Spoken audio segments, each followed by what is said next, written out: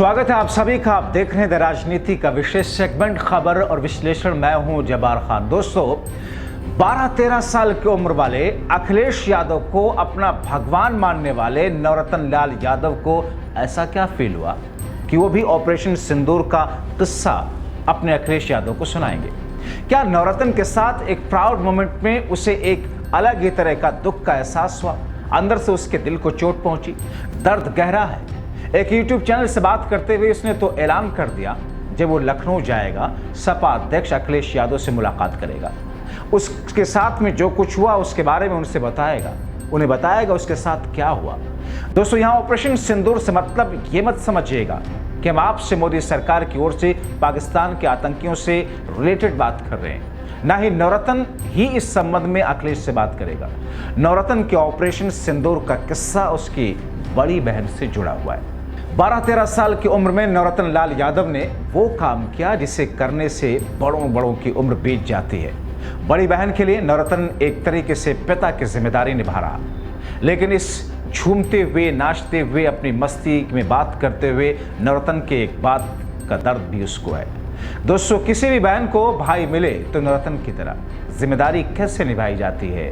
राखी में जो भाई अपनी बहन की रक्षा की दावा करता है, उस दावे को और वादे को निभाने का जज्बा किस तरह का होना चाहिए, यह हर भाई को नवरत्न लाल यादव से सीखना चाहिए। इतनी कम उम्र में नवरत्न लाल यादव ने बहन की जिम्मेदारी निभाई, झूमते हुए, नाचते हुए, जोश और उत्साह के साथ। नवरत्न ने हर किसी को निमंत्रण दिया। सबसे पहले सपा अध्यक्ष अखिलेश यादव के पास गए, बोला बहन की शादी है, भैया परिवार के साथ आना। हालांकि अखिलेश यादव ने अपनी कुछ मजबूरियां बताई, लेकिन उन्होंने अपनी जिम्मेदारी निभाई।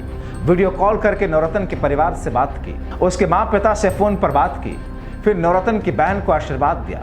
हालांकि अखिलेश नवरत्न की बहन की शादी में शामिल नहीं हो पाए, लेकिन मुलायम परिवार ने फोन पर शादी के हर अपडेट की जानकारी ली। इसके साथ ही उसकी बहन की शादी में सपाइयों की भीड़ दिखी, लेकिन इस भीड़ में कुछ चेहरे नदारद थे, जिसकी वजह से नवरत्न यादव एक तरीके से नाराज दिखा।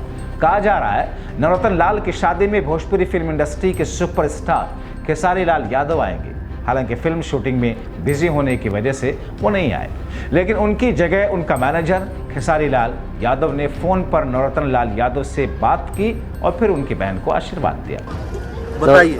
नवरत्न छोटे भाई हैं और अच्छा मेहनत करते हुए बेचारे लगे हैं। नवरत्न कैसा लग रहा है? तमाम नेतागण आ रहे हैं और साथ में भैया भी आए हैं जिनका बहुत जो है जान पहचान है, बड़े बड़े लोगों से है, जो कलाकार है। सबसे बड़ी बात है कि जो स्टार है भोजपुरी।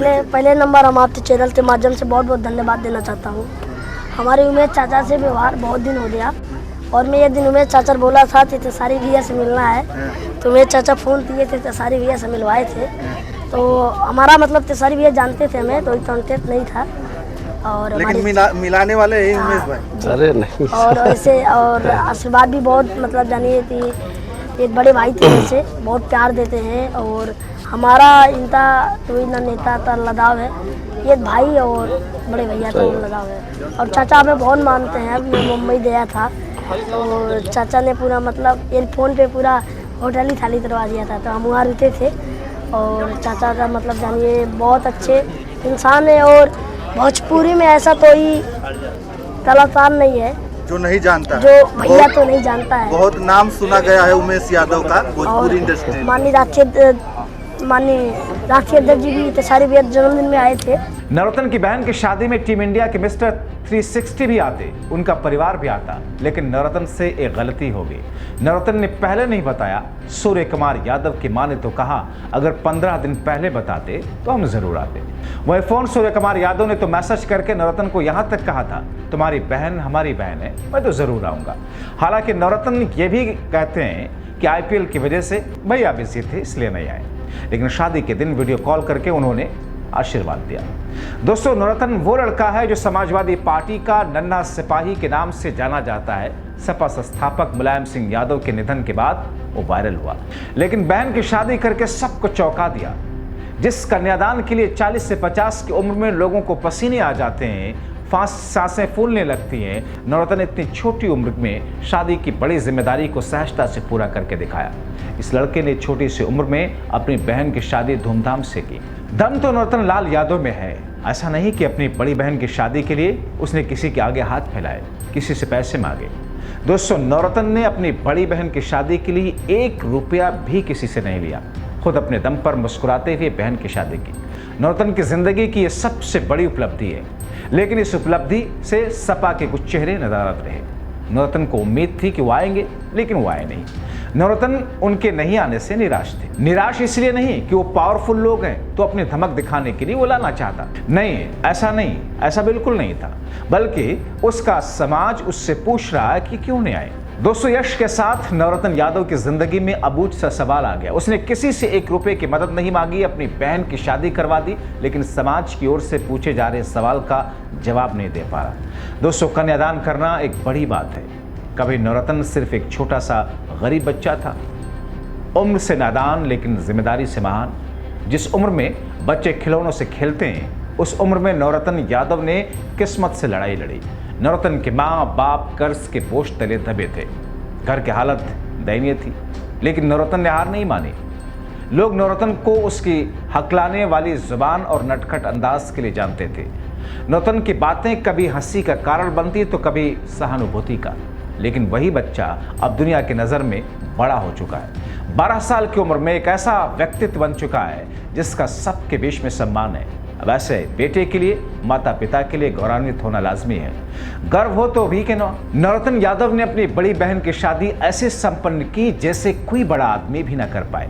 न सिर्फ शादी की जिम्मेदारी उठाई, बल्कि उसे एक आदर्श, गरिमामय और सम्मानजनक समारोह में बदल दिया। शादी में शामिल हर शख्स इस बात का गवाह बना कि कैसे एक छोटे से बच्चे ने अपनी मेहनत, सच्चे प्रेम, अपार साहस से इतिहास रच दिया। आज सबकी जुबान पर हंसी नहीं, तारीफें थी। नवरत्न की मासूमियत में परिपक्वता झलक रही थी। उसने साबित कर दिया, सच्चा प्यार, कर्तव्य, जज्बा हो तो उम्र कोई मायने नहीं रखती। नवरत्न यादव अपनी बहन के लिए हीरो, लेकिन इस हीरो को बस एक बात का मलाल है। मलाल सपा के उन नेताओं के लिए है जिसको नवरत्न लाल यादव ने निमंत्रण तो दिया, लेकिन वो आए नहीं। दोस्तों, सपा के ये 2 नेता ऐसे हैं जिसके पॉलिटिकल करियर के लिए नवरत्न लाल यादव ने पहाड़ से मुकाबला किया। रात दिन में नवरत्न ने उसकी जीत के लिए कोई फर्क नहीं किया। अब देखिए, जब नवरत्न अपनी खुशी में अपने परिवार के सबसे बड़े त्योहार में शरीक होने के लिए निमंत्रण दिया, उसी से मुंह फेर लिया। नवरत्न को इस बात का मलाल नहीं होता, लेकिन जिस समाज में वो रहता है उसी ने पूछ लिया, वो नहीं आए जो तुमको अपनी गाड़ी में बिठाकर अपने साथ अपनी जीत के लिए ले गए। वाई क्यों नहीं आए? किस बात की दिक्कत थी? उन्होंने अपने जनप्रतिनिधि को भी नहीं भेजा। माना जा रहा है कि उनकी बात नवरत्न यादव अब सपा अध्यक्ष अखिलेश यादव के पास रखेंगे। दोस्तों, मैं बात कर रहा हूं सपा के घोसी से विधायक सुधाकर सिंह की और घोसी से ही सांसद राजीव राय की। सुधाकर सिंह की जब घोसी में वहां तत्कालीन विधायक दारा सिंह चौहान के साथ मुकाबला था, तब सुधाकर सिंह ने अपनी जीत को पक्की करने के लिए नवरत्न यादव को याद किया था। दारा सिंह चौहान वो हैं जिन्होंने सपा के बैनर तले 2022 में विधानसभा चुनाव लड़ा, जीत मिली, लेकिन फिर जल्द ही अखिलेश के एहसान को भूलकर पद के लालच में सुभाषपा अध्यक्ष ओम प्रकाश राजभर के कहने पर बीजेपी के दामन को थाम लिया था। दारा सिंह चौहान एक कद्दावर नेता रहे, उनके साथ ओम प्रकाश राजभर रहे। उन्हें पक्का विश्वास था कि वो दारा सिंह को जीत दिला देंगे, लेकिन इसी बीच पर सुधाकर सिंह से कहने पर नवरत्न लाल यादव ओपी राजभर के सामने चट्टान की तरह खड़ा हो गया। इसके बाद नवरत्न ने ओपी राजभर की पोल इस तरीके से खोली कि जनता को उनके किए वादे जुमले की तरह दिखने लगे। नवरत्न ने तो बाकायदा ओपी राजभर का नामांकन कर दिया। ओपी राजभर पियक्कर चाचा के तौर पर कुख्यात हो गए। घोसी की जनता उनकी मौज लेने लगी। उधर नवरत्न ने दारा सिंह चौहान पर अखिलेश के गद्दार का लेवल चस्पा कर दिया। इसका नतीजा यह हुआ कि दारा सिंह चौहान घोसी की लड़ाई में सुधाकर सिंह से हार गए। यही नहीं, ओम प्रकाश राजभर के बेटे अरविंद राजभर के घोसी लोकसभा चुनाव हारने के पीछे नवरत्न लाल यादव की भूमिका काफी रही। नवरत्न ने सपा के उम्मीदवार राजीव राय की जीत के लिए सुधाकर के जरिए जीत की पिच तैयार की। इसी के कारण अरविंद राजभर जीत नहीं पाए। राजीव राय की जीत हुई, लेकिन अफसोस नरोत्तम लाल यादव की ओर से इन दोनों को निमंत्रण देने के बावजूद नहीं आए और न ही अपने किसी प्रतिनिधि को भेजा। नरोत्तम का समाज पूछ रहा है क्यों नहीं आए सुधाकर सिंह और राजीव राय। अब माना जा रहा है नरोत्तम लाल यादव इसकी शिकायत सपा अध्यक्ष अखिलेश यादव से करेंगे, बताएंगे उनका और उनके परिवार को एक तरीके से अपमानित किया गया। दोस्तों, ये सब एक तरीके से सोच की बात है। मुझे लगता है नरोत्तम जिन नेताओं को निमंत्रण देने गए उनके दिमाग कहीं ना कहीं ये बात उनमें आई होगी, अरे ये तो एक ऐसे परिवार में शादी है जिसके पास उनकी इतनी हैसियत नहीं। शायद नरोत्तम ने जिन्हें निमंत्रण दिया हो वो इसी कसौटी पर नरोत्तम लाल यादव को आंकते हुए उसकी बहन की शादी में नहीं आए।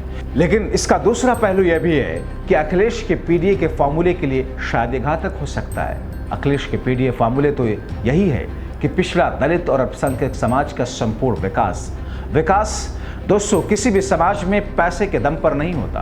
विकास के लिए ज़रूरी है हर समाज के वैसे वर्ग को मानसिक तौर पर विकसित किया जाए जो कहीं ना कहीं दिमागी तौर पर खुद को कमज़ोर समझते हैं। अब सोचिए, अगर नरोत्तम लाल यादव की बहन की शादी में घोसी से विधायक सुधाकर सिंह आते तो पीड़ित समाज है उसके बीच में क्या संदेश जाता? एक तरीके से पॉजिटिव मैसेज जाता, उनमें अपने सम्मान के लिए लड़ने की क्षमता विकसित होती।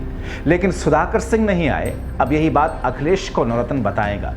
शायद नरोत्तम की बात को सुनकर अखिलेश सपा में बैठे ऐसे नेताओं की सोच की सर्जरी करें। दोस्तों, आपको क्या लगता है? अपनी राय कमेंट बॉक्स में जरूर लिखें। अभी के लिए फिलहाल इतना ही, बहुत शुक्रिया।